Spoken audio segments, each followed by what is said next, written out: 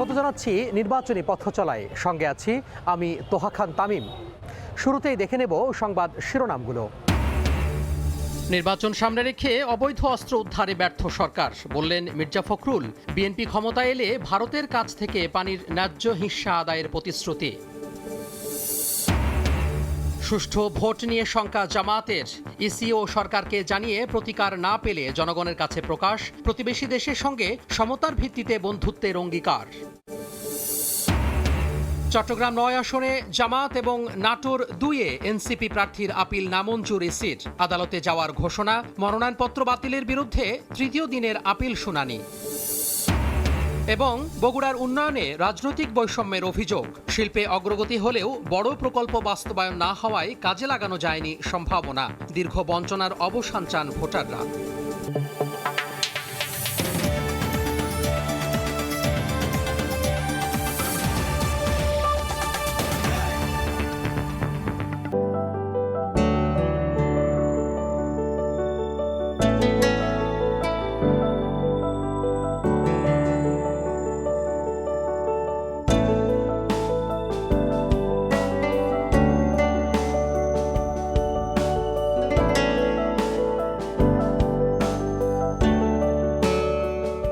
আমরা বগুড়ার সোয়েল পুটিবাস মারবাজা মারায়ানি বল। দর্শক খুব সহজেই অনুমান করতে পারছেন আজকে আমরা কোথায় অবস্থান করছি। শুরু করছি এই সময় সংবাদের বিশেষ আয়োজন নির্বাচনী পথচলায়। আজকে আমরা চলে এসেছি মহস্থানগড় খ্যাত পুণ্ডনগরের হাজার বছরের ঐতিহ্যে সমৃদ্ধ বগুড়া নগরীতে। বগুড়া রয়েছে 7টি সংসদীয় আসন, আর এই সংসদীয় আসনের মধ্যে আজকে আমরা 6 নম্বর আসনে চলে এসেছি, অর্থাৎ বগুড়ার যেই সদর রয়েছে সেই সদরের শাখারিয়া ইউনিয়ন পরিষদ বাজার এলাকায় আমরা অবস্থান করছি। আমরা চলে এসেছি এমন একটি চায়ের আড্ডায় যেখানে বেশ অসংখ্য মানুষ অবস্থান করছেন এবং চায়ের আড্ডা বেশ জমে উঠেছে, সাথে নির্বাচনী আলাপও কিন্তু জমে উঠেছে। আমরা কয়েকজনের সাথে কথা বলতে চাই, জানার চেষ্টা করতে চাই সামনে যে ত্রয়োদশ জাতীয় সংসদ নির্বাচন রয়েছে সেই নির্বাচনে আসলে তাদের ভাবনা কি, তারা কি চিন্তা ভাবনা করছেন।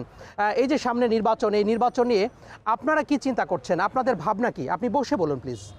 আচ্ছা, আমাদের ভাবনা যেটা সেটা হলো যে আমরা বগুড়াবাসী দীর্ঘদিন যাবৎ আমরা বগুড়াবাসী সমস্ত উন্নয়ন থেকে আরম্ভ করে সব কিছুতে আমরা বঞ্চিত। সেই কারণে আমরা বগুড়াবাসী চাই যে বগুড়াতে এমন একজন সংসদ সদস্য হোক যিনি হবেন বাংলাদেশের প্রধানমন্ত্রী, আমাদের বিশ্বাস। এবং সেই কারণে আমরা বিএনপির প্রার্থী আমরা জানি যে যেটা তারেক রহমান প্রার্থী হওয়ার ইচ্ছা পোষণ করেছেন এবং দলীয়ভাবে সিদ্ধান্ত হয়েছে। আমরা এটা পত্রপত্রিকা বিভিন্নভাবে জেনেছি এবং শুনেছি।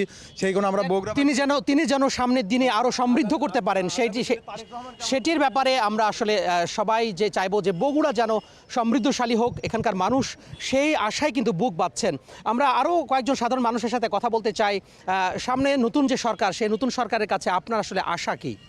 আশা কি, আমরা বগুড়াতে আমরা শ্রমিক মানুষ, আমরা কাজ কাম পাই না। বগুড়াতে আমাকে সমস্যা, আমার বেকার মানুষ বসে আসছে, অভাব পড়ে গেছি, আমার রাস্তাঘাট নাই, বিভিন্ন আমরা বিশৃঙ্খল পড়ে গেছি।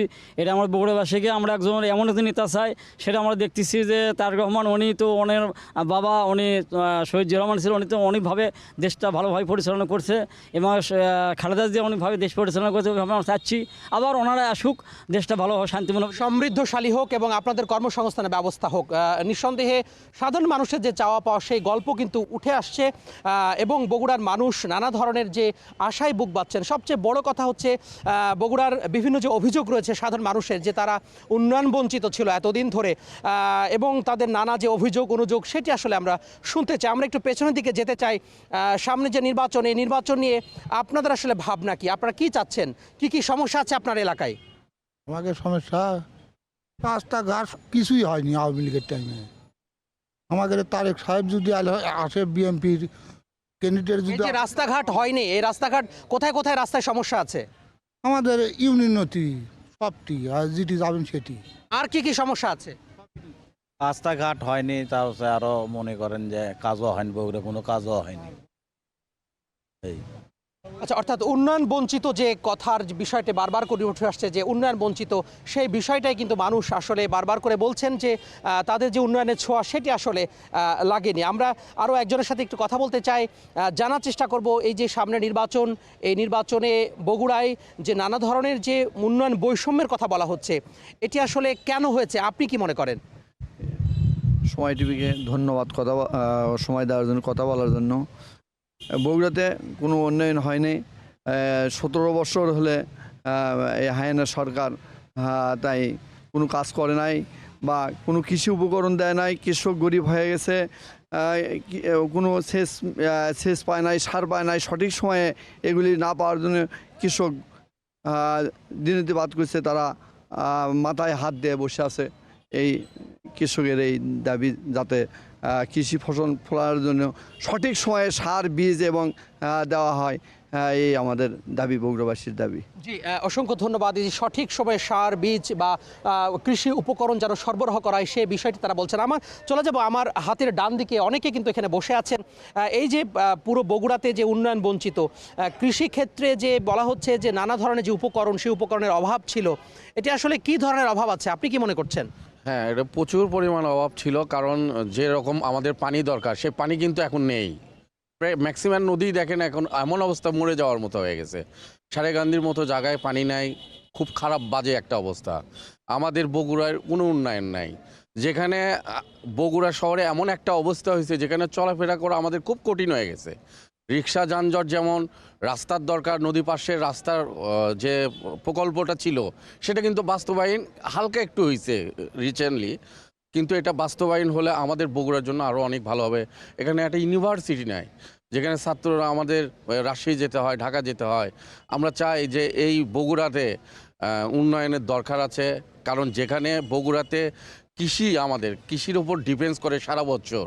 আমাদের এখানে সারা বছর সবজি হয়, ফসল হয়, একটা জমি কখনো ফেলে রাখে না, সেখানে কৃষকরা প্রতিনিয়ত একটা না একটা ফসল উঠাইতেছে। তো আমাদের একটা দাবি থাকবে যে এই বগুড়ার দিকে উদ্যতন যারা আছেন তারা আমাদের বগুড়ার দিকে লক্ষ্য রাখবে, তারা যেন আমাদের এই কৃষকদের বাঁচায় এবং বগুড়া শহরকে যানজট নিরসন করে, এটা আমার আশা আর কি। জি, ধন্যবাদ। একটু পেছনের দিকে যেতে চাই। কৃষিতে কি কি সমস্যা আছে আপনাদের, আপনি বলবেন?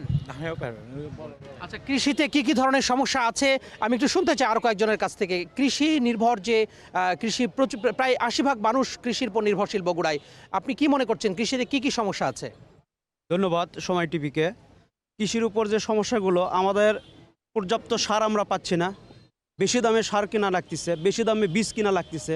আমাদের যে ফসলগুলো, শস্যগুলো উৎপাদন হয় ঠিকভাবে আমরা সেগুলো সরবরাহ করতে পারছি না। গাড়ির অভাবে, তাদের ভাড়া বৃদ্ধির কারণে বিভিন্ন জায়গায় আমরা সেগুলোকে বাজারজাত করতে পারতেছি না। ভর্তুকির ব্যাপার, সেগুলো আমাদের সাধারণ কৃষক ভর্তুকি পায় না, এবং বিগত দিনগুলো আমরা বগুড়ার বাসিন্দা হওয়াতে আমাদেরকে বঞ্চিত করা হয়েছে সব কিছু থেকে। আমরা চাই আগামী দিনে যে সরকার আসবে আমাদের বগুড়ার উন্নয়নে যাতে, এবং কৃষক বাঁচলে দেশ বাঁচবে, কৃষককে বাঁচাইতে হবে। সেই ক্ষেত্রে যে কোনো প্রকল্প, সার, বীজ, কীটনাশক যাতে কৃষক মানে সচল পায়, স্বাভাবিকভাবে পায়, এটাই আমাদের প্রত্যাশা বগুড়াবাসী। অসংখ্য ধন্যবাদ। বেশ কয়েকজনের সাথে কথা বলছিলাম বগুড়ায়। এই মুহূর্তে শাখারিয়া বাজার এলাকায় যে একটি চায়ের আড্ডা চলছে, সেই চায়ের আড্ডায় আমরা শুনছিলাম যে নানা ধরনের যে অভিযোগ অনুযোগের কথা উঠে আসছে এবং উন্নয়ন বঞ্চিত বগুড়ার কথা বলা হচ্ছে। বগুড়া যেন উন্নয়ন হয়, যে নতুন জনপ্রতিনিধি আসবে তিনি যেন এসে একেবারে ত্রাতা হয়ে বগুড়ার যে এই সমস্যাগুলো রয়েছে সেগুলো সমাধান করেন, সেই বিষয়গুলো উঠে আসছে। আমাদের সহকর্মী রয়েছেন বগুড়ার মানুষের সংবাদ সংগ্রহ করে থাকেন সহকর্মী আব্দুল আউয়াল। আপনার সাথে একটু কথা বলতে চাই। আপনি বগুড়ার এই জনপদ নিয়ে একটি প্রতিবেদন তৈরি করেছেন, এই প্রতিবেদনে আপনি কি কি বিষয় উঠিয়ে নিয়ে এসেছেন? বগুড়ার মানুষের 17 বছরের যে আসলে বঞ্চনা, মূলত সেই গল্পটি ছিল, এবং এর সঙ্গে বগুড়ার কৃষি, বগুড়ার শিক্ষা, বগুড়ার যোগাযোগ, বগুড়ার অর্থনৈতিক যে সম্ভাবনা, সেই গল্পটি আসলে আমার প্রতিবেদনে তুলে নিয়ে আসা হয়েছে। জি, ধন্যবাদ আউয়াল। সহকর্মী আব্দুল আউয়ালের করা একটি যে রিপোর্ট রয়েছে, প্রতিবেদন রয়েছে বগুড়া নিয়ে, বগুড়ার জনপদ নিয়ে, সেই প্রতিবেদনটি আমরা এখন দেখে নেব।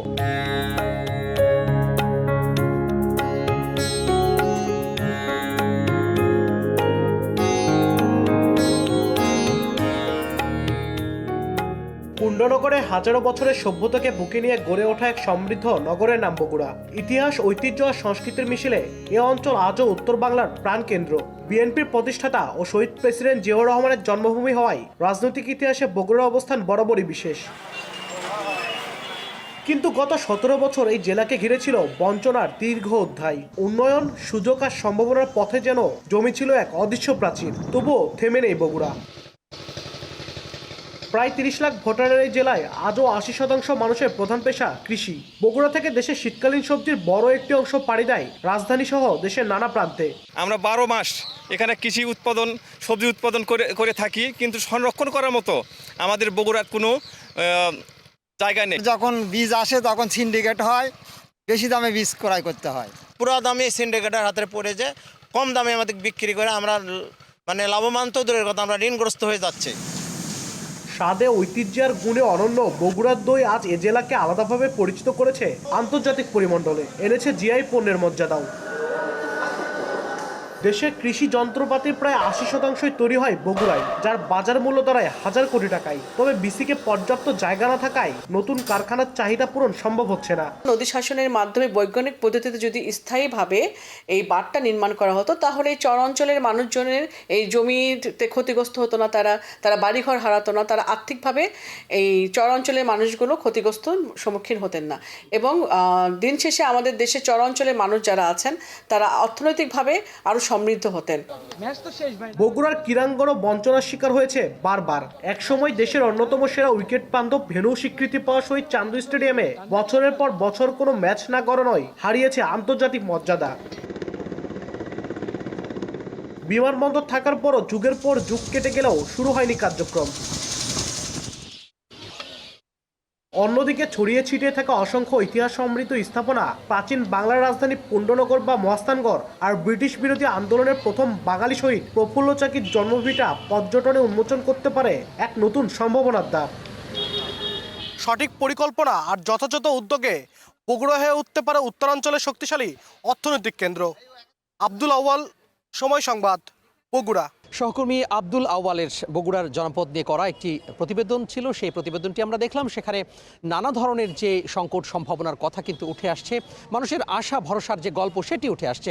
আমরা কথা বলছিলাম এখানকার যে চায়ের আড্ডা চলছে, আপনারা দেখছেন নির্বাচনের পথচলা অনুষ্ঠানে। এই পথচলা অনুষ্ঠানে আমরা তুলে ধরছি সংসদীয় এলাকার মধ্যে সামনের যে নির্বাচন, ত্রয়োদশ জাতীয় সংসদ নির্বাচনে, এই নির্বাচনে মানুষের যে আশা ভরসার গল্প সেটি উঠে আসছে। আমরা কথা বলতে চাই, এখানে বেশ কয়েকজন রয়েছেন, বসে আছেন। আপনার নাম কি এবং আপনি কি করেন? আমার নাম মোহাম্মদ আশাফুজ্জামান আসিফ, আমি লয়ার, বগুড়া জজ কোর্টে। আমরা একজন আইনজীবীকে পেয়ে গেছি এই চায়ের আড্ডায়। আপনি বলবেন যে এই যে নানা ধরনের যে উন্নয়ন বঞ্চিত বগুড়া ছিল বা এখনো বলা হচ্ছে, সেই উন্নয়ন বঞ্চিত কেন হলো? আসলে মূল কারণটা কি? বাজেট তো ছিল আলাদা করে।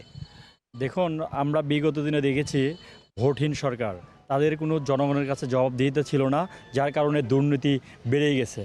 পর্যায়ক্রমে তারা দুর্নীতি করেছে এবং তাদের টাকা পয়সা দেশের থেকে বাইরে পাচার করেছে।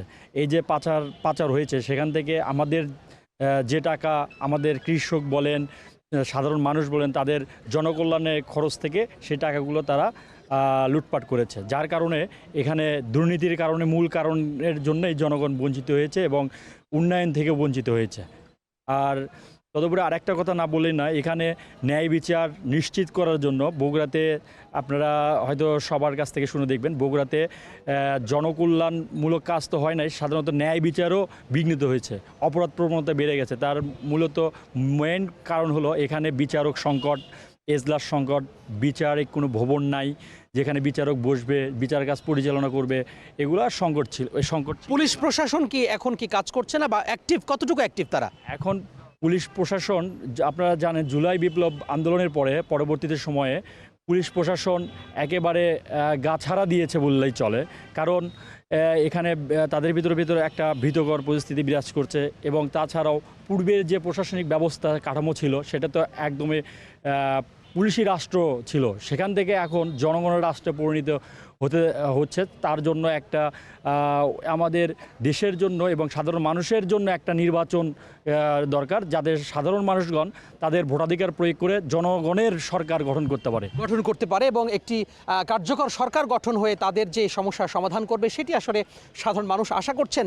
মানুষ কিন্তু মুখে আছেন ভোট দেওয়ার জন্য। সবাই আমাদেরকে বলছেন যে এই ত্রয়োদশ জাতীয় সংসদ নির্বাচনে ভোট দেওয়ার জন্য। আমরা একটু শিক্ষা নিয়ে কথা বলতে চাই। আপনি কি করছেন এবং আপনার নাম বলবেন? আসসালামু আলাইকুম, আমি Mohammad Matiur Rahman, assistant professor, department of botany, government Azizul Haque college. আপনাদের এখানে শিক্ষায় কি কি সংকট রয়েছে, শিক্ষা খাতে কি কি ধরনের প্রতিবন্ধকতা আপনারা সম্মুখীন হচ্ছেন?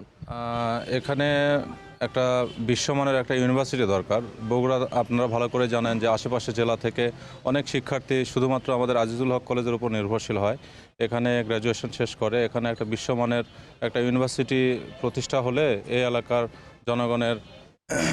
জনগণ শিক্ষিত হওয়ার একটা সুযোগ তৈরি হয়। আর এছাড়াও আরও কিছু কাজ করার আছে, আমি একটু অ্যাডিশনালি বলি। বগুড়ার মানুষের জীবনমান উন্নয়ন করার জন্য আপনার কৃষি প্রক্রিয়াজাতকরণ অনেক ইন্ডাস্ট্রি করার দরকার। তারপরে সরাসরি ঢাকা থেকে এখানে রেল যোগাযোগ করলে বগুড়ার মানুষের অনেক উন্নয়ন হয়। আর বিশেষ করে নগর ব্যবস্থাপনা এখানে খুবই দরকার। এখানে অনেক মানুষ বসবাস করে, অথচ সে তুলনায় রাস্তাঘাট, ড্রেনেজ, নগরায়ন, পরিকল্পিত নগরায়নের সমস্যা আছে। এটা সামনে যারা দায়িত্বে আসবেন তারা যদি এটা ঠিক করেন তাহলে বগুড়ার মানুষ অনেক স্বাচ্ছন্দ্যে লাইফ লিড করতে পারবেন। জি, আপনাকে ধন্যবাদ। নানা ধরনের সমস্যায় জর্জরিত এই নগরীর কথা বলা হচ্ছে, অর্থাৎ যে 7টি সংসদীয় আসন রয়েছে। আমার হাতের বামে একটু আমি যেতে চাই যে এখানে আমরা দেখতে পাচ্ছি যে অনেক মানুষ কিন্তু বসে আছেন এবং নানা ধরনের যে সমস্যার কথা উঠে আসলো, বিশেষ করে এই যে নগরায়নের কথা উঠে আসছে, বিভিন্ন ধরনের উন্নয়ন বঞ্চনার কথা উঠে আসছে এবং সংকটের কথা, অর্থাৎ শিক্ষা সংকটের কথাও কিন্তু উঠে আসছে।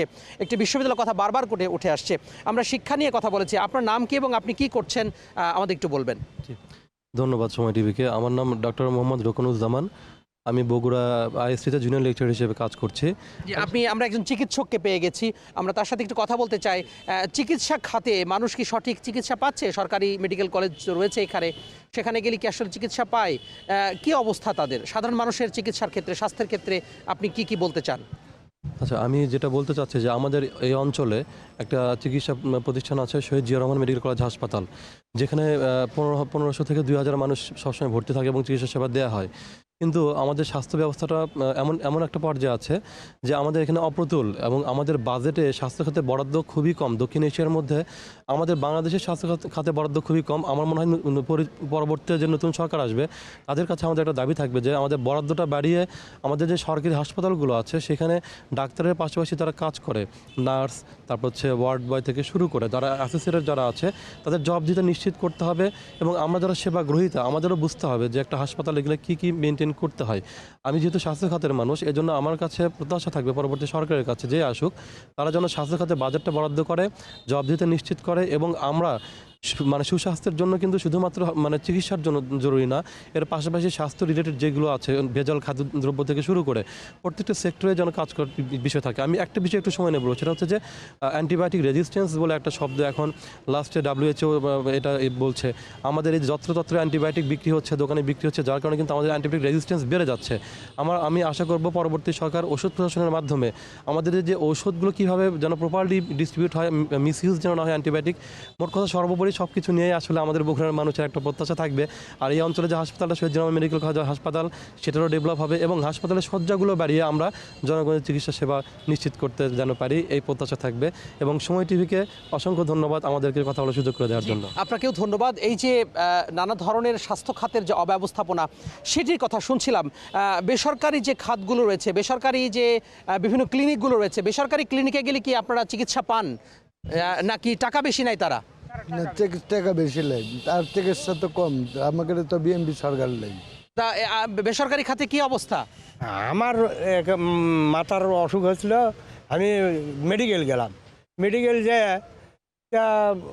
ওই চিকিৎসক হলে 20টা রুগী দেখছে, 20টা রুগী দেখে ওটি দালাল আছে, দালালেরা কয় যে ওই অমুক জায়গায় যান। সঠিক চিকিৎসা আপনি পাননি? না, সঠিক চিকিৎসা। আমরা আরও কয়েকজন সাধারণ মানুষের সাথে একটু কথা বলতে চাই যে বিভিন্ন ধরনের যে এই যে স্বাস্থ্য খাতে বিভিন্ন সমস্যা, আপনারা কি বেসরকারি যে খাতগুলো রয়েছে গড়ে উঠছে সেগুলোতে কি সঠিক চিকিৎসা পান আপনারা? না, হয় না। সামনে যে নির্বাচনে কি আশা করবেন? এখন ফ্যাসিবাদ চলে গেছে, দেশটা যারা ভালো রাখবে তারাই, গণতন্ত্র যাই রক্ষা করছে তাদের জন্য, যারা সৎযোগ্য তারই। জি, ধন্যবাদ। আপনি কি যোগ করবেন? কেমন প্রার্থী দেখতে চান আপনারা সামনে? কি গুণ থাকা উচিত তার মধ্যে? বগুড়ার উন্নয়নে যার অবদান বেশি আছে তাকে আমরা চাইব। বিশেষ করে এখানে বিএনপি এলাকা ও আমাদের তাদেরকে আপনারা বেশি চাইবেন যারা উন্নয়ন করতে পারবে। অসংখ্য ধন্যবাদ। আপনি কিছু বলবেন সামনে যে নির্বাচন, এই নির্বাচনে? চাচা, আমি একটু এগিয়ে আসেন, আপনার সাথে কথা বলতে চাই, একটু এগিয়ে আসেন। আমরা সাধারণ মানুষের সাথে কথা বলার চেষ্টা করছিলাম এবং তারা বলছিলেন যে এখানকার মানুষের যে নানা ধরনের যে বঞ্চনার গল্প আছে সেই গল্পগুলো কিন্তু উঠে আসছে। আপনারা দেখছেন সময় সংবাদের বিশেষ আয়োজন নির্বাচনের পথ চলায়। আমরা একটু আমার হাতের ডানে আবারও যেতে চাই এবং আমি কথা বলতে চাই। আপনার নাম এবং আপনি কি করছেন যদি বলতেন। আমার নাম মুস্তফা কামাল সরকার, আমি সরকারি আজিজুল হক কলেজের সমাজবিজ্ঞানের সহকারী অধ্যাপক। আমরা আরও একজন শিক্ষককে পেয়ে গেছি, আমরা একটু জানার চেষ্টা করবো তার কাছে কি কি সংকট আছে। আমরা শিক্ষা খাতে কয়েকটি কথা শুনেছি, আর কি কি সংকট আপনি যোগ করতে চান? আসলে উনি কি বলেছেন সেটা তো শুনি নাই, আমি বগুড়ার সন্তান হিসেবে যেটা জানি সেটা আপনাদের কাছে শেয়ার করতে পারি। সেটা হলো, আপনারা জানেন যে বগুড়া কিন্তু বাংলাদেশের বৃহত্তর যে 17 জেলা তার মধ্যে একটা কিন্তু বগুড়া জেলা। দুর্ভাগ্য হইল যে আমরা জেলায় জেলায় বিশ্ববিদ্যালয় করবো এরকম একটা অধ্যাদেশ দেওয়ার পরেও আমরা বগুড়ায় কিন্তু সেই অর্থে বিশ্ববিদ্যালয় পাই নাই। একটা আন্দোলন সংগ্রাম করার পরে একটা বিজ্ঞান ও প্রযুক্তি বিশ্ববিদ্যালয় পেয়েছি। এই সরকার এসে আশেপাশের জেলাগুলোতে বিভিন্ন বিশ্ববিদ্যালয় বিভাগ খোলার অনুমতি দিল, আমাদের কিন্তু সেটা দেয়নি। আমাদের দাবি হচ্ছে বগুড়াতে মিনিমাম 2টা বিশ্ববিদ্যালয় হতে হবে, আরও একটা জেনারেল বিশ্ববিদ্যালয়। কারণ আপনি জানেন যে বগুড়া হচ্ছে উত্তরবঙ্গের প্রবেশদ্বার এবং অন্তত 15টা জেলার প্রাণকেন্দ্র হচ্ছে বগুড়া। সুতরাং এখানে যদি একটা জেনারেল বিশ্ববিদ্যালয় করা যায় তাহলে ওই জেলায় জেলায় বা বিশ্ববিদ্যালয় করে সেই জেলার ছাত্ররাই শুধু পড়বে এমনটা না, কিন্তু বগুড়ায় বাইরের লোকজনও পড়বে, কারণ এখানে অনেক লোকজন এসে থাকে আর যায় না। এটা একটা বিষয়। আর একটা ব্যাপার হচ্ছে, আপনি জানেন যে যারা কৃষক আছে তাদের থেকে শুনেছেন যে বগুড়া এমন একটা জায়গা, এখানে বগুড়া সদর, আপনার শিবগঞ্জ, সারিয়াকান্দি, শেরপুর, ধনুটের একটা বড় অংশ, নন্দীগ্রাম, কাহালু, প্রত্যেকটি জায়গায় এত মানে কৃষিপণ্য উৎপাদিত হয় যে এখানে অ্যাগ্রোবেস ইন্ডাস্ট্রি করা সম্ভব। এখানকার একটা জিআই পণ্য আছে, দই আছে, সেটাই নিয়ে আন্তর্জাতিকভাবে কানেকশন তৈরি করা সম্ভব। এবং এখানে যদি কৃষি বিশ্ববিদ্যালয় হয় তাহলে এই যে কৃষি বিশ্ববিদ্যালয়ের ছাত্র এবং শিক্ষক তাদেরকে দূরে গিয়ে গবেষণা করতে হবে না, সরাসরি মাঠে যেতে পারবে, কৃষকদের সাথে কথা বলতে পারবে এবং তারা নতুন নতুন ইনভেনশন করতে পারবে কৃষিতে, যেটা বিপ্লব ঘটাইতে পারবে। এটা একটা বিষয়। আমাদের এখানে আরেকটা বড় প্রবলেম হইলো যে যেহেতু বগুড়াতে মানে বাংলাদেশের বিভিন্ন জেলার মানুষ এসে থাকে, অর্থাৎ এখানে পপুলেশন ডেন্সিটি বেশি, অথচ আমাদের এখানে দেখবেন ওই অন্য জেলার মতো মাত্র 2টা সরকারি স্কুল, একটা হচ্ছে ভিএম স্কুল আর একটা হচ্ছে বগুড়া জেলা স্কুল। এখানে তো এরকমটা হবে না, এখানে ইকুয়ালিটির ভিত্তিতে আপনাকে দেখতে হবে, কারণ এখানে মানুষ বেশি, বাইরের জেলার মানুষ থাকে, এখানকার মানুষ থাকে। এখানে অন্তত আরও মিনিমাম 2-3টা সরকারি স্কুল প্রতিষ্ঠা করা খুবই জরুরি। আমাদের আর একটা বড় দাবি আছে, এই বগুড়া জেলার যিনি কৃতি সন্তান ছিলেন শহীদ প্রেসিডেন্ট জিয়াউর রহমান, আপনি জানেন তার নামে একটা মেডিকেল কলেজ আছে। বাংলাদেশে এর আওয়াজ আছে যে বাংলাদেশের বিভিন্ন জায়গায় কলেজগুলোকে বিশ্ববিদ্যালয়ে রূপান্তরিত করা হয়েছে, মেডিকেল যেগুলো। আমরা দাবি করব যে শহীদ প্রেসিডেন্ট জিয়াউর রহমান নামের যে এই মেডিকেল কলেজটা আছে এটি বিশ্ববিদ্যালয়ে রূপান্তর করতে হবে। পাশাপাশি আমাদের একটি জেনারেল ইউনিভার্সিটি এবং একটা কৃষি বিশ্ববিদ্যালয় করা খুবই জরুরি। এটি করতে পারলে বগুড়া জেলা তথা আশেপাশের যে জেলাগুলোর সেন্টার পয়েন্ট বগুড়া, সেই সন্তানগুলো উচ্চশিক্ষা গ্রহণ করে তারা আন্তর্জাতিক মানের মানুষ হতে পারবে। শুধু এই জেলার উন্নয়ন করবে না তো, এই জেলার উন্নয়ন মানে দেশেরই উন্নয়ন, দেশের উন্নয়ন মানে আন্তর্জাতিকভাবে প্রতিষ্ঠিত হওয়ার একটা পথ আমরা কিন্তু তৈরি করতে পারবো। জি, অসংখ্য ধন্যবাদ। অনেক বিষয় কিন্তু উঠে আসছে একজন শিক্ষকের কথায়। এই যে এতদিন ধরে যে নানা ধরনের যে বিভাগগুলো রয়েছে সেখানে বঞ্চিত ছিল, উন্নয়ন বঞ্চিত ছিল, কিন্তু এখানে তো জনপ্রতিনিধি ছিল এর আগে। তো এই জনপ্রতিনিধির কাছে যে বাজেট, সে বাজেটও কিন্তু ছিল। তাহলে কি বাজেট থাকা সত্ত্বেও এই কাজগুলো হয়নি? কেন হয়নি আপনি কি মনে করেন? এটা শহীদ জিয়াউর রহমানের জন্মভূমি এবং তারেক রহমানের জন্মভূমি, এই কারণে মনে হয় মানসিকভাবে যে একটা মানে ওর ভিতরে যে একটা অহংকারের বিষয় যে বগুড়া জন্মভূমি শহীদ রাষ্ট্রপতি জিয়াউর রহমানের, এই কারণের জন্য করেই অনেক কিছু কাজ করেনি মানুষ, রাজনৈতিক প্রতিহিংসা হিংসামূলক কাজ করেনি। আর আমরা বগুড়ার মানুষ অবহেলিত, যে একটা রাস্তাঘাট কলকারখানা এই 17 বছর কিছুই করে নাই। একটা মেডিকেল ছিল, সেখানে অনেক রুগী ওষুধই পায় নাই, না পাওয়াতে অনেক রুগী মারা গেছে, নাইতে পুঙ্গা হয়ে পড়ে আছে। এই কারণের জন্য করে মেডিকেলেও এখন সমস্যা। তারপরে মনে করেন যে এই যে নদী খালাগুলান যেরকম বাস্তবায়ন করার কথা ছিল 17 বছর তো কিছু করেইনি। জি, আমরা তরুণ প্রজন্মের একটু কথা শুনতে চাই। এই যে সামনে যে নির্বাচন, এই নির্বাচনে আপনারা ভোট দিবেন কিনা, ভোটার হয়েছেন কিনা আপনারা? হ্যাঁ, আমরা নতুন ভোটার হয়েছি।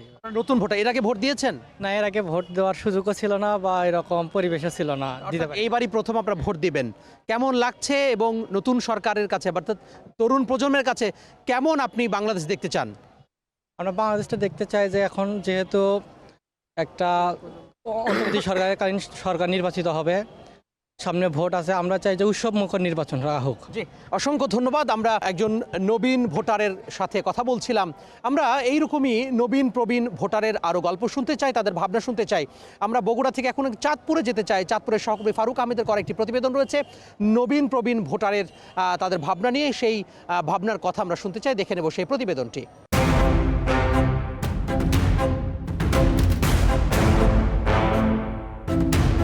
ঘনিয়ে আসছে ত্রয়োদশ জাতীয় সংসদ নির্বাচন, আর সেই নির্বাচনকে কেন্দ্র করে কিন্তু এখন নানা বয়সী মানুষজনের মধ্যে বেশ একটা উৎসব ভাব। প্রবীণ থেকে শুরু করে নবীন ভোটার সবার মধ্যেই নতুন একটা প্রাপ্তি, অর্থাৎ আগামী জাতীয় সংসদ নির্বাচনে তারা ভোট দিতে চান। তার সঙ্গে আছে কিন্তু তাদের নানা রকম প্রত্যাশা। দেশের এই বর্তমান পরিস্থিতিতে নির্বাচনটা খুবই জরুরি। আমরা আমাদের কমিউনিটি, আমাদের গ্রাম বাংলার মানুষ বা আমাদের স্টুডেন্ট সমাজ সবাই আমরা মানে নিজেদের যোগ্য প্রার্থী নির্বাচনের জন্য মুখিয়ে আছি। ফার্স্ট টাইম আমি ভোট দেবো আর কি, ভোট কেন্দ্রে গিয়ে। সো খুবই এক্সাইটেড এটা নিয়ে। তার সাথে সাথে আরও চাই এমন একজন নেতা আসুক যে জনগণের দুঃখ দুর্দশাগুলো বুঝবে।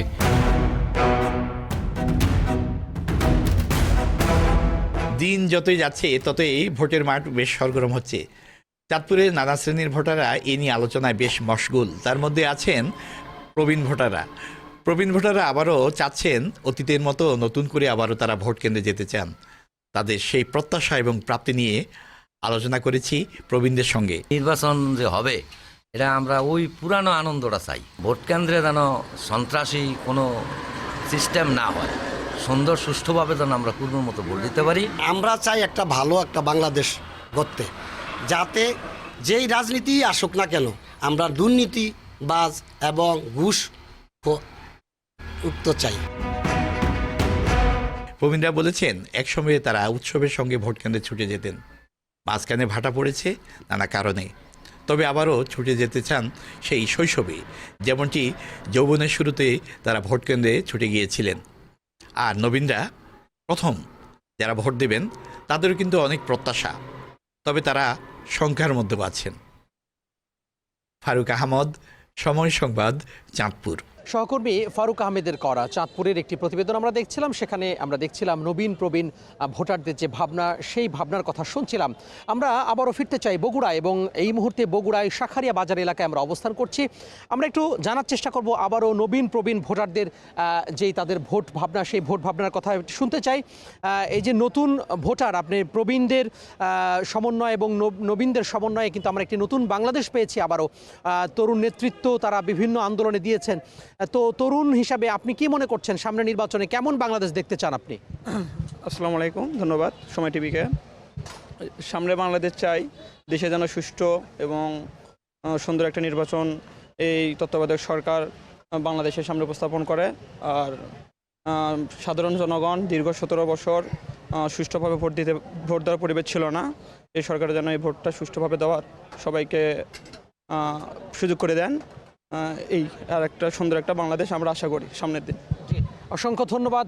সুন্দর বাংলাদেশ সবারই কামনা, অর্থাৎ দলমত নির্বিশেষে সবারই কিন্তু সুন্দর সমৃদ্ধশালী বাংলাদেশ কামনা করেন। আমরা আরও কয়েকজনের সাথে কথা বলতে চাই, জানার চেষ্টা করব। এখানে রয়েছেন, চায়ের আড্ডায় বসে আছেন। এই যে সবাই সমৃদ্ধশালী বাংলাদেশ চায়, আপনি কেমন বাংলাদেশ চান সামনে, কেমন দেখতে চান এই দেশকে? আমি সোনার বাংলাদেশ চাই। আমাদের বাংলাদেশ যাতে গততে যে ফ্যাসিস্ট সরকার ছিল সেটা খুব যাতে না হয়, দুর্নীতিমুক্ত বাংলাদেশ চাই।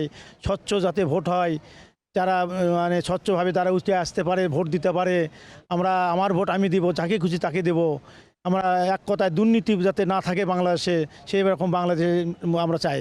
ছাত্ররা যে আন্দোলন করছে, সেই আন্দোলন যাতে এই ভোটের মাধ্যমে সার্থকতা অর্জন করতে পারে, সেই আন্দোলনের মাধ্যমে যাতে সবার ভোট মানে যার ভোট তাই দেবে। এবং আগে আমরা 17 বছর ধরে ভোট থেকে বঞ্চিত ছিলাম, এখন আমরা আবার সুযোগ আছে আমাদের ভোট দেওয়ার, আমরা যাতে সামনে বাংলাদেশকে আমরা সুন্দর সমৃদ্ধশালী বাংলাদেশ গড়ে তুলতে পারি এবং সোনার বাংলা হিসেবে আমরা যাতে দেখতে চাই।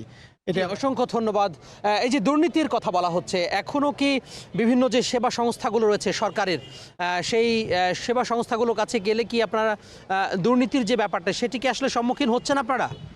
আমরা বগুড়াবাসী দীর্ঘদিন ধরে ভোট থেকে বঞ্চিত এবং 17 বছর হলে আমরা ভোট দিতে পারিনি এবং এক কথায় বগুড়াবাসী ফাঁসি সরকারের আমরা ভেক্টিমাইজের চোখে দেখছে যে ইংরেজি ভাষাটা ভেক্টিমাইজ একটা শব্দ আছে, সেই ভেক্টিমাইজের কবলে বগুড়াবাসী বহুদিন ছেলেমেয়ে, গরিব মানুষের ছেলেমেয়ে তারা মাস্টার্স অনার্স পাস করে বসে আছে, বেকার ছেলেমেয়ে বসে আছে।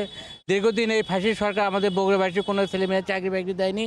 আমরা আশা করি বিগত অতীতে যে সরকার আসবে সেই সরকার যেন ভোটের মাধ্যমে তাদের দিনের ভোট আত্রে না হয় এবং যাতে চাকরির ব্যবস্থা করে, যে কোনো সরকার আসে যাতে চাকরি ছেলে মেয়ে, গরিব মানুষের ছেলে মেয়ে যারা বেকার অবস্থায় বসে আছে তাদের যেন চাকরির ব্যবস্থা করে দেয়, এই প্রত্যাশা আমরা করি। এবং এই আয়োজক যারা চ্যানেল, সময় টিভি যারা কলা কৌশল আছে তাদেরকে আমি ধন্যবাদ জানাচ্ছি এবং আপনাকে অসংখ্য ধন্যবাদ। আমরা পাশে আরেকজনের সাথে কথা বলতে চাই। এই যে বিভিন্ন ধরনের কথা বলা হচ্ছে, যে সংকটের কথা বলা হচ্ছে, আর কি কি সংকট আপনি তুলে ধরতে চান?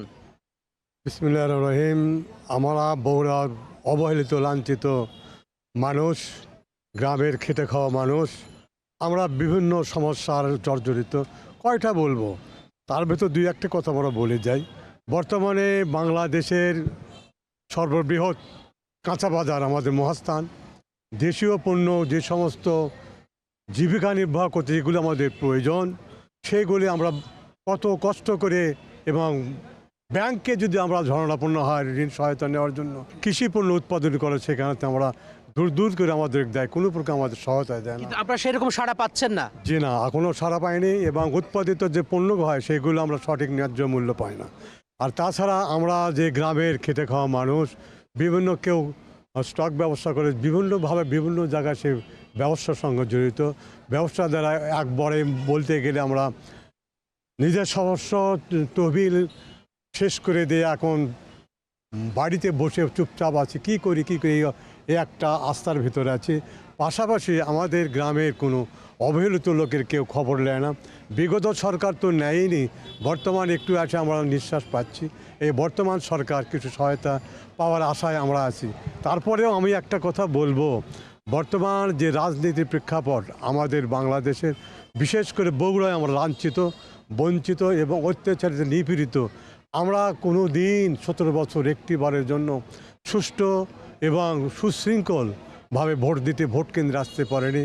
বিভিন্ন ভয়ভীতি, অত্যাচারের মধ্যে আমাদের দিনপাত চলছে। জেল জুলুম, অত্যাচার, নির্যাতন শিকার হয়ে আমরা দিনপাত কাটছি। গত 24শে জুলাই আগস্ট আন্দোলনে, ছাত্র জনতার আন্দোলনে নতুন বাংলাদেশ আমরা পেয়েছি, এবং এই নতুন বাংলাদেশে নিঃসন্দেহে আমরা সামনে দেখতে চাই যে সমৃদ্ধশালী বাংলাদেশ হোক এবং মাথা উঁচু করে দাঁড়াক বিশ্বের বুকে বাংলাদেশ। সেই বিষয়টি কিন্তু আসলে তিনি বলার চেষ্টা করছেন। এবং আমরা আর কথা বলতে চাই, আমাদের সহকর্মী আব্দুল আওয়াল রয়েছেন। এই যে আব্দুল আওয়াল, আমরা বরাবরের মতোই আমরা সবার কাছ থেকে একই অভিযোগ পাচ্ছি যে এই যে প্রায় 1.5 দশকেরও বেশি সময় বগুড়ায় নানা উন্নয়ন বঞ্চনার কথা সাধারণ মানুষ বলছেন। এই উন্নয়ন বঞ্চিত কেন আসলে হলো, কি কারণ? প্রশাসনের কি কোনো নির্লিপ্ততা ছিল? এটা মূলত একমাত্র রাজনৈতিক কারণ। আমরা জানি যে বগুড়া আসলে শহীদ প্রেসিডেন্ট জিয়াউর রহমান, যিনি বিএনপির প্রতিষ্ঠাতা হিসেবে পরিচিত, তার কিন্তু জন্মভূমি বগুড়া, এবং সেই জায়গা থেকে বরাবরই যখন থেকে বিএনপি দল হিসেবে রাষ্ট্র ক্ষমতা এসেছে বা তারা একটা বড় অবস্থান নিয়েছে, বগুড়ায় যে 7টি সংসদীয় আসন, সেই আসনগুলোতে আসলে বগুড়া একচ্ছত্র তাদের আধিপত্য রেখেছে। এবং বিগত সময়গুলোতেও যেই অংশগ্রহণমূলক নির্বাচন ছিল উপজেলা বা ইউনিয়ন পরিষদগুলোতে, সেগুলোতে জনপ্রতিনিধিতে কিন্তু আসলে বিএনপি বা তাদের যেই সহযোগী রাজনৈতিক দলগুলো আছে, জামাতে ইসলাম বা এদের যারা প্রার্থীরা অর্থাৎ জোট মনোনীত, তারা কিন্তু বারে বারে ভোটের প্রভাব রেখেছে। এই শুধুমাত্র রাজনৈতিক প্রতিহিংসা থেকে রাজনৈতিক কারণে আসলে বগুড়া উন্নয়ন বঞ্চিত হয়েছে। তবে বগুড়ার যে আসলে অর্থনৈতিক কাঠামো, বগুড়ার যে সুযোগ সম্ভাবনা রয়েছে, সেই জায়গা থেকে কিন্তু আসলে 17 বছরে এই রাজনৈতিক বৈষম্যের কারণে বগুড়া পিছিয়ে গিয়েছে। জি, ধন্যবাদ আওয়াল। আপনার কাছে আবারও আসবো নানা সমস্যা নিয়ে। আমরা আরও একজনের সাথে কথা বলতে চাই। আপনার নাম এবং আপনি কি করছেন?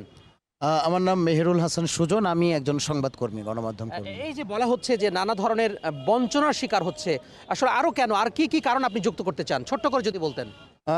একটু ছোট্ট করে যদি বলতে চাই, বগুড়া আসলে আমরা দেখেছি যে বগুড়ায় গত 20 বছর 25 বছরের উন্নয়নের কথা যদি বলি, এটা আসলে বগুড়া হবার জন্যই উন্নয়নগুলো হয়েছে। কেউ এখানে এসে উন্নয়ন করে দিয়ে যায়নি। বগুড়া আমাদের উত্তর জনপদের গেটওয়ে। উত্তর জনপদের আপনি চিন্তা করে দেখেন, বগুড়ার এক 4 মাথা বা এক 3 মাথা হয়ে আমাদের মোটামুটি 9 থেকে 10টি জেলার মানুষকে চলাচল করতে হয়, আর কোনো রাস্তা কিন্তু নেই। অথচ সেই জেলাটাকে 17 বছর ধরে আমরা দেখেছি একেবারেই উন্নয়ন বঞ্চনার শিকার করা হয়েছে, যেখানে আমরা সবসময় সরকারের লোকজনের কাছে শুনেছি যে উন্নয়নের মহাসড়কে বাংলাদেশ উঠে গেছে। অথচ আপনি বগুড়ায় যান, যেখানেই সব জায়গায় আমাদের বঞ্চনা, শিক্ষা থেকে শুরু করে ব্যবসা বাণিজ্য বা অবকাঠামোগত যে উন্নয়ন, সব জায়গায় আমাদেরকে পিছিয়ে রাখা হয়েছে। এটি আসলে আমাদের যেটি হয়েছে যে রাজনৈতিক একটি কারণ তো রয়েছেই, এবং যারা বিগত 17 বছরের সরকারে ছিলেন তাদের আসলে এইখানে রাজনৈতিকভাবে তাদের যে ভোটের পরিমাণ, সেটা বলা চলে একেবারেই তোয়ান্নিতে। তারা এখানে নির্বাচন, যে প্রশ্নবিদ্ধ নির্বাচন, সেগুলোর মধ্য দিয়ে তারা আসলে যে আসনগুলো পেয়েছেন, তাদের আগের 40 বছরের রাজনৈতিক ইতিহাসে এই আসনগুলো এখানে ছিল না। এটি আমাদের কাছে মনে হয় যে এইখানে আসলে বিগত সরকারের সেই অংশগ্রহণ ছিল না বলেই উন্নয়ন বঞ্চনা বারবার ঘটেছে আমাদের। জি, অসংখ্য ধন্যবাদ। আর কি কি সমস্যার কথা যুক্ত করতে চান আপনি? আপনার আসনে কি কি সমস্যা আছে? নির্বাচিত যিনি প্রতিনিধি হয়ে আসবেন, তিনি কোন বিষয়টি সর্বপ্রথমে গুরুত্ব দিবেন?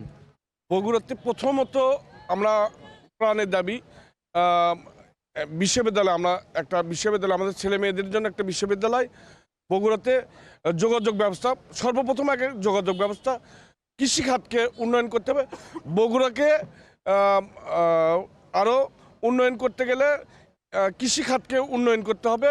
বগুড়াতে বাণিজ্যিক শহর গড়ে তুলতে হবে। বগুড়া উত্তরাঞ্চলে একটা বাণিজ্যিক হাব হিসেবে গড়ে উঠেছে, কিন্তু বিগত 17 বছরে আমরা কিছুই দেখতে পারিনি। শুধু 17 বছর আগে আমরা দেখেছি, আমরা যখন ছোটোবেলায় ছিলাম, ছোটোবেলায় দেখেছি উত্তরাঞ্চলে বগুড়া শহরটাকে সবে তারেক রহমান আমাদের বগুড়া শহরটাকে গোছানো শহর পরিকল্পনা করেছিল, কিছু কাজ করেছিল। ওই কাজই ধারাবাহিকতায় আমরা শুধু দেখছি, ওইটুকুই আছে। ধারাবাহিকতায় কিছুটা ছেদ পড়েছে মাঝখানে, সেই কথাই এখানকার মানুষ যারা রয়েছেন, স্থানীয় মানুষ, তারা অভিযোগ করছেন। তবে আমি আরও কিছু কথা মানুষের কাছে শুনতে চাই, জানার চেষ্টা করব। সাধারণ মানুষ যারা রয়েছেন এখানে, কিছু মানুষ রয়েছেন, আপনি একটু বলবেন যে এই যে সামনে যে নতুন সরকার, এই নতুন সরকারের কাছে আপনি কি চান? কেমন বাংলাদেশ দেখতে চান? সামনে ভোট দিবেন তো? আপনি ভোট দিতে যাবেন সামনে? হ্যাঁ, অবশ্যই ভোট দিতে যাব। আচ্ছা, কি কি সমস্যা আছে আপনার? কৃষি ক্ষেত্রে কি কি সমস্যা আছে? আমাদের বগুড়াতে অনেক সমস্যা, বিশ্ববিদ্যালয় নেই, তারপরেও আপনি দেশে কৃষি খাতে নেই। কৃষি খাতে এই যে নানা ধরনের যে উপকার, সার, এই সার কি আপনারা যে সঠিক মূল্যে পান? আপনারা সার? আমরা সঠিক মূল্য কখনো পাই, কখনো পাই না। এমন সময় সংকট দেখায়, তখন আমরা কৃষি খাতে বিপাকে পড়ে যাই সার ব্যাগে। এই তো আমাদের বগুড়ার বিশেষ সমস্যা। জি, অসংখ্য ধন্যবাদ। এই যে কৃষি খাতের যে সংকট, সেই সংকটের কথা তারা বলছিলেন। আমরা শিক্ষা নিয়ে কথা বলেছি, স্বাস্থ্য নিয়ে কথা বলেছি, বিভিন্ন বিষয় নিয়ে কিন্তু কথা বলেছি। আমরা আরও কিছু কথা বলতে চাই, একটু জানার চেষ্টা করব এই যে নানা ধরনের যে সমস্যা রয়েছে, আর কি কি সমস্যা আপনি যুক্ত করতে চান সামনে নির্বাচনকে কেন্দ্র করে? ধন্যবাদ সময় টিভি। আমাদের বগুড়াকে বলা হয় যে বাংলাদেশের দ্বিতীয় রাজধানী, কিন্তু ছেড়ে বাস্তবে না। বাস্তবে দেখা যায় যে বিগত 15 বছর বগুড়াতে কোনো উন্নয়নের কাজ হয়নি। তাতে আমার বগুড়াবাসীরা অনেক কষ্টে আছি, অনেক সমস্যা দিয়ে আছি বর্তমান। আগামীতে আমরা চাই যে বিএনপি সরকার তারেক রহমানের আসে কিছু উন্নয়নমূলক কাজ করবে। আমরা বগুড়াবাসী তাই প্রত্যাশা করতেছি, এটা আমাকে আশা আর কি। জি, অসংখ্য ধন্যবাদ। বলা হয় যে বগুড়ায় এই যে অঞ্চলটি রয়েছে, সেই অঞ্চলটি নানা কারণে গুরুত্বপূর্ণ। এর কারণ হচ্ছে যে বিভিন্ন ধরনের যে শস্য ভাণ্ডার, এই শস্য ভাণ্ডারের রাজধানী বলা হয়ে থাকে। আমরা একটু পেছনের দিকে যেতে চাই, কথা বলবো। এখানে বেশ কয়েকজন বসে আছেন চায়ের আড্ডায়। কী কী ধরনের সমস্যার কথা মানুষ যে বললো, যে কৃষিতে যে নানা ধরনের সমস্যা আছে, এগুলো কেন আসলে হয়নি এখন পর্যন্ত? আসলে বাংলাদেশ তো কৃষি প্রধান দেশ। বাংলাদেশকে উন্নয়ন করতে গেলে অবশ্যই কৃষকদের অনেক সাপোর্ট দিতে হবে। সাবসিডি আছে, তারপরে আপনার বাজারে যে আপনাদের টাকা দিতে হয়, মন প্রতি প্রায় 20-30 টাকা দিতে হয় ইজাদারকে, সেক্ষেত্রে বিগত সরকার এগুলো কৃষকদের বিভিন্ন সুবিধা থেকে বঞ্চিত করে রেখেছে বাংলাদেশের কৃষকদেরকে। তো আগামীতে আমাদের এটাই প্রত্যাশা থাকবে নতুন যে সরকার আসবে, যে কৃষকদের যেন সর্বোচ্চ সাপোর্ট দেওয়া হয়, সেক্ষেত্রে অল্প দামে সার বিনামূল্যে দিতে পারে। এবং যে সেচ ব্যবস্থা, যেহেতু পানি এখন আমাদের খুব অ্যাভেলেবেল না, সেক্ষেত্রে যদি ডিপ বা কোনো প্রযুক্তির মাধ্যমে সরকার কৃষকদের যদি কিছু ইরিগেশনে যদি কিছু পানির সাপোর্ট দেয়, সেক্ষেত্রে কৃষকদের অনেক উপকার হবে। আমরা শুনবো আরও বেশ কয়েকজনের কথা শুনবো। আপনারা দেখছেন সময় সংবাদের বিশেষ আয়োজন নির্বাচনের পথচলা, এবং এই নির্বাচনের পথচলা অনুষ্ঠানে আমরা তুলে ধরছি বগুড়া যে অঞ্চলটি রয়েছে সেই অঞ্চলে নানা বঞ্চনার গল্প, মানুষের দাবি দেওয়ার গল্পের কথা শুনছিলাম। আমরা আরও কথা বলতে চাই আরও একজনের সাথে, জানার চেষ্টা করব এই যে কৃষিক্ষেত্রে পিছিয়ে আছে বগুড়া, অর্থাৎ প্রায় 80% মানুষ কিন্তু কৃষির উপর নির্ভরশীল। কেন এই যে যোগাযোগ ব্যবস্থা এবং নানা কারণে বগুড়া কিন্তু গুরুত্বপূর্ণ, তো এই যে ফসল ফলানো হচ্ছে সেই ফসল কিন্তু সঠিকভাবে মানুষ যে সরবরাহ করার ক্ষেত্রে সেটি আসলে করতে পারছে না এবং ন্যায্য মূল্যও পাচ্ছে না, এটা আসলে কারণটা কি? এটার আসলে মেইন কারণ সেটা হচ্ছে যে রাস্তাঘাট এই বগুড়া জেলায় যতটুকুই যা হয়েছিল, সেটা যেগুলো নষ্ট হয়েছে সেটা আর জীবনে কোনোদিন সারার প্রয়োজন মনে করে নাই কেউ। আপনি বগুড়া শহরের ভিতরে ঢুকলে দেখতে পারবেন যে কোনো রাস্তা দিয়ে আপনার যাওয়ার মতো কোনো অবস্থা নাই। এখন আপনি এই এলাকায় কৃষি পণ্য উৎপাদন করছেন, আপনি জানেন যে এই অঞ্চলটা কিন্তু কৃষিতে একটা বিপ্লব ঘটানো সম্ভব এই জায়গায়, কারণ মাটি এত বেশি উর্বর। আপনি মহাস্থানগড় যাবেন মানে থরে থরে শুধু জিনিস, কিন্তু যেতে অসুবিধা হয় কারণ রাস্তাঘাটগুলো হচ্ছে খারাপ, যে কারণে ওই উৎপাদন হচ্ছে, কিন্তু আপনি যে দেশের বিভিন্ন জায়গায় টাইমলি পাঠাবেন সেটা তো আপনি পাঠাতে পারছেন না। এছাড়াও কৃষিতে কিন্তু প্রচুর ব্যাকলগসগুলো কীরকম, ধরেন কৃষকদের সাপোর্ট দেওয়ার জন্য যে সরকারি সুযোগ সুবিধাগুলো, সেগুলো তো আমাদের এখানে আসলে ওইভাবে পায় নাই কৃষকরা। ধরেন সার, তেল, বীজ, আবার যদি চিন্তা করেন যে এই যে একটা করতোয়া নদী যেটাকে কেন্দ্র করে প্রচুর উৎপাদন হইতো, মানে কি বলবো, এটা মানে বলা চলে অনেকটা শুধু তেল পুড়ে পানি দিয়ে এটা সেচের ব্যবস্থা ছিল, সেটাও কিন্তু এখানে আর সম্ভব হয় না, কেন পানিগুলো একদম নষ্ট করা হয়েছে, যে কারণে এই উৎপাদনের জায়গাগুলোতেও কিছুটা এফেক্ট হয়েছে, এটাও সত্য। আর একটা বড় ব্যাপার হচ্ছে উৎপাদন যাই হয় সেটাও যদি চেইন মেনটেন হইতো, ওটার একটা যোগাযোগ তৈরি করা যেত বা রাষ্ট্রীয়ভাবে পৃষ্ঠপোষকতা দেওয়া যেত, তাহলে কৃষকদের উৎপাদিত পণ্যটা শুধু বগুড়াতে না থেকে বাংলাদেশের বিভিন্ন প্রান্তে অত্যন্ত দ্রুত গতিতে পৌঁছানো যেত। তাতে লাভ হইতো দুইটা, এক হলো যে বাংলাদেশের যে অঞ্চলগুলোতে এই ধরনের কৃষি পণ্য উৎপাদন হয় না, সেই জায়গাগুলোতে দাম কমে এরা খাইতে পারতো। আমাদের এখানে তো যে পরিমাণ উৎপাদন হয় এটা তো উদ্বৃত্ত হয়, সেটা তো আসলে আমাদের অত দরকার নেই, সেটা এরা বিভিন্ন এলাকায় পাঠিয়ে এরাও আর্থিকভাবে স্বাবলম্বী হতে পারতো, কিন্তু সেই জায়গাটাতে আমরা অবশ্যই একটা বড় ধরনের ঘাটতির মুখে পড়েছি, এটা সত্য কথা। এবং এর পেছনে দুর্নীতি অনেকটা বড় নিয়ামক কিনা, তো একদম শতভাগ সত্য কথা, যে বিগত দিনেও যেটা আমি সরকারি কর্মচারী হিসেবে আসলে কথা বলতে আমার একটু ঝুঁকি, তারপরও আমি বলি, দেখেন একটা ট্রাক আপনি রাস্তা দিয়ে নিতে যদি মিনিমাম 10, 15, 20, 30 জায়গায় যদি আপনাকে পয়সা দিতে হয়, তাহলে ওই কৃষকই কি পাবে আর যে লোকটা ওইখানে নিয়ে যাচ্ছে সেই বা কী পাবে? এরকম নানান বাধাগ্রস্ততা আছে, যে কারণে আসলে কৃষক যে কষ্ট করে পণ্য উৎপাদন করছে, এই বাধাগুলো যদি না থাকতো তাহলে আমাদের কৃষকরাও অনেক বেশি লাভবান হতে পারতো। যেটা আমি বললাম যে চেইন মেইনটেনের মাধ্যমে ওই বিভিন্ন এলাকায় পণ্যগুলো যেত, তারাও স্বল্প দামে এই রবি শস্য বা বিভিন্ন ধরনের কৃষি উৎপাদন, যেটা সিজনাল যে সমস্ত সবজি, সেগুলো তারা কম দামে খেতে পারত। জি, অসংখ্য ধন্যবাদ। দুর্নীতির কথা আসলে উঠে আসছে, অর্থাৎ শিক্ষা, স্বাস্থ্য, বিভিন্ন কৃষি এবং যে এই যে উন্নয়ন, এই উন্নয়নের কথা কিন্তু নানা প্রতিবন্ধকতা, দুর্নীতির কথা উঠে আসছে। আমার হাতের বামে বেশ কয়েকজন বসে আছে, আমরা তাদের সাথে একটু কথা বলতে চাই, জানার চেষ্টা করব এই দুর্নীতি আসলে রোধ করা কেন গেল না।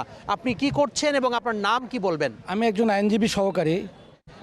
দুর্নীতিটা আসলে গোড়াপত্তন যারা সমাজের প্রভাবশালী লোক এবং অফিস আদালতে বড় কর্তারাই দুর্নীতির সাথে সম্পৃক্ত, তারা অভিযোগ করলেও সেখানে কোনো কর্ণপাত করে না, এবং মানুষও নিরুপায় হয়ে দুর্নীতিতে জড়িয়ে পড়ে। আসলে প্রশাসন যদি সঠিকভাবে তার দায়িত্ব পালন করে তাহলে দুর্নীতি থাকার কথা না। আর আমি একজন বগুড়াবাসী হিসেবে, আমাদের বগুড়া হচ্ছে কৃষি সমৃদ্ধ একটি জেলা, সেখানে আমাদের কৃষিভিত্তিক শিল্প যাতে গড়ে ওঠে, এছাড়া আমাদের যেগুলো উন্নয়ন কর্মকাণ্ড, বগুড়া আর শাহজাহানপুর দুটোর মধ্যে বৈষম্য হচ্ছে, বড় বড় প্রতিষ্ঠানগুলো শাহজাহানপুরে হচ্ছে, আমরা সদরে এগুলো পাচ্ছি না, তার পরেও আমাদের যে করতোয়া নদী দূষণের শিকার এবং তার পাশে যে প্রকল্প ছিল দীর্ঘদিন সেগুলো কাজ হচ্ছে না। আমি এই সরকারের কাছে নিবেদন করব যেন এটা তাড়াতাড়ি বাস্তবায়ন হয় এবং নদী যেন তার প্রাণ ফিরে পায়। এছাড়াও আমাদের বেকার সমস্যা, দীর্ঘদিনের সমস্যা এবং এলাকায় মাদকাসক্তর সংখ্যা বেশি, যাতে প্রশাসন মাদকের বিষয়ে একটু সজাগ হয়। কারণ এখন আমাদের শহরের চেয়েও গ্রামের পরিবেশ অত্যন্ত খারাপ, এখানে মাদকাসক্ত বেশি এবং মাদকের কারবারিরাও বেশি। তা আমি এইটুকুই প্রত্যাশা করি যাতে দ্রুত এগুলোর সমাধান করা হয়। জি, অসংখ্য ধন্যবাদ। আমরা মাদকাসক্তের কথা শুনছিলাম, অর্থাৎ মাদকের যে ভয়াবহ থাবা সেটির কথা শুনছিলাম। আমরা সহকর্মী আবার আব্দুল আওয়ালের কাছে একটু যেতে চাই। এই যে মাদকের কথা উঠে আসছে, প্রশাসন আসলে এগুলোর লাগাম কেন টেনে ধরতে পারছে না? 1 নাম্বার। 2 নাম্বার হচ্ছে দুর্নীতির কথা বলা হচ্ছে, এটি আসলে কেন ছোট করে গেল না? মানে এটিকে সংকট কেন সমাধান করা গেল না? বগুড়া কিন্তু আসলে রাজধানীর সঙ্গে আমাদের উত্তরের যে জেলাগুলো সেটার গেটওয়ে, এই জন্য মাদকের যে ব্যাপারটি বগুড়া একেবারে কুটির শিল্পের মতো করে মাদকের বিস্তার হয় এবং আমরা এ নিয়ে প্রতিবেদনও করেছি। মূলত আসলে প্রশাসন বারংবার অভিযান চালায়, তবে আইনের যে ঘাটতি রয়েছে এর কারণে কিন্তু সহজেই মাদক যারা কারবারি আছেন তারা কিন্তু জামিন পেয়ে আসেন। এছাড়াও পুলিশে বা আইন শৃঙ্খলা বাহিনীতে কিছু অসাধু কর্মকর্তা বা যারা ব্যক্তি আছেন তারা কিন্তু আসলে এই ধরনের চক্রের সাথে অনেকটা আতাত করে চলেন। এই জন্য কিন্তু আসলে মাদকের যে ব্যাপ্তি সেটি কিন্তু আসলে থামানো সম্ভব হচ্ছে না। এবং দুর্নীতির যে কথা আসলে একটু আগে একজন বলছিলেন যে মূলত আমাদের রাষ্ট্র পরিচালনার ক্ষেত্রে রাষ্ট্রের যেই এই গুরুত্বপূর্ণ দায়িত্বে যে ব্যক্তিরা থাকেন বা রাষ্ট্রের যেই কাঠামোগুলো সরকারি বেসরকারিতে যারা গুরুত্বপূর্ণ দায়িত্বে থাকেন তারা নিজেরাও আসলে দুর্নীতির সঙ্গে জড়িত। এবং সহজ করে বলতে গেলে আমরা গণমাধ্যম কর্মীরা যখন রিপোর্ট করার জন্য তাদের কাছে কোনো তথ্য চাই, সেখানেও কিন্তু আমাদেরকে নানা হয়রানি হতে হয় এই শুধুমাত্র দুর্নীতির কারণে। মূলত এই যেই ব্যক্তি বা কর্তারা আসলে দায়িত্বে আছেন তারাই দুর্নীতির সঙ্গে কিন্তু সম্পৃক্ত হওয়ার কারণে দুর্নীতি কোনোভাবে আসলে রোধ করা যাচ্ছে না। অর্থাৎ যারা দুর্নীতি রোধ করবে তারাই কিন্তু এই দুর্নীতির সাথে জড়িয়ে পড়েছেন। তো সেক্ষেত্রে সেই ভয়াবহ বিষয়টি কিন্তু আসলে এখানকার তারা যারা মানুষ রয়েছেন তারা উল্লেখ করছিলেন। এই যে নানা ধরনের মাদকের কথা বলা হচ্ছে, জননিরাপত্তার ক্ষেত্রে অর্থাৎ চলাফেরা ঠিক মতো আপনারা করতে পারেন কিনা, নিরাপত্তার ক্ষেত্রে কি অবস্থা? আমরা গ্রাম অঞ্চলের লোক, আমরা সাধারণত মনে করেন যে চলাফেরার দিক দিয়ে আমাদের খুব অসুবিধে। মাদক শক্তি মনে করেন যে এমনভাবে এটা ছড়িয়ে পড়েছে, এতে থেকে আমরা মনে করেন যে নিস্তার চাই। সরকারের কাছে বলতে চাই যে আমাদের যাতে মাদকটার বিষয়ে সরকার যাতে সঠিক সিদ্ধান্ত নেয়। আর স্বাস্থ্য খাত, এই স্বাস্থ্য খাত ব্যাপারে আমরা সাধারণ মানুষ স্বাস্থ্য থেকে বঞ্চিত হচ্ছি। এটা হলো একটা ডাক্তারের কাছে আমরা যদি যাই 1000-1200 টাকা আমাদের ফি নেওয়ার পরে 10-15 টাকা করে আমরা ওই পরীক্ষা নিরীক্ষা আমাদেরকে ধরে দেয়। এ থেকে আমরা স্বাস্থ্য থেকে আমরা বঞ্চিত হচ্ছি। আমার জোর দাবি এই সরকারের কাছে এবং আগামী সরকারের কাছে যাতে এই স্বাস্থ্য খাত আমাদের সঠিকভাবে, আমরা সাধারণ জনগণ যাতে সঠিকভাবে সেবা পাই সে বিষয়ে আমি একটু বলতেছি। অসংখ্য ধন্যবাদ। নানা ধরনের কথা উঠে আসলো এই জনপদের মানুষের কাছ থেকে, নানা ধরনের অভিযোগ আমরা পেলাম। বিশেষ করে তারা বলছেন যে রাজনৈতিক যে প্রতিহিংসার শিকার হয়েছেন গত 1.5 দশকেরও বেশি সময় ধরে, এই সময়ে তারা নানা ধরনের বঞ্চনার শিকার হয়েছেন এবং যার দরুন কৃষি, স্বাস্থ্য, শিক্ষা এবং যোগাযোগ ব্যবস্থা সহ মানুষের আর্থসামাজিক উন্নয়নে নানা ধরনের যেই সমস্যা, সেই সমস্যার কথা তারা বলে আসছেন। তো সেই কারণে কিন্তু এই বিষয়গুলো বারবার উঠে আসছে এবং তারা চাচ্ছেন যে আগামীতে যে নির্বাচিত প্রতিনিধি আসবেন তিনি যেন এই সমস্যাগুলোর তাদের সমাধান করেন। তো এই ছিল বগুড়ার আজকের আয়োজন। আগামীকাল দেখা হবে নতুন কোনো জেলায়। সে পর্যন্ত ভালো থাকুন, সুস্থ থাকুন, সঙ্গে থাকুন সময়।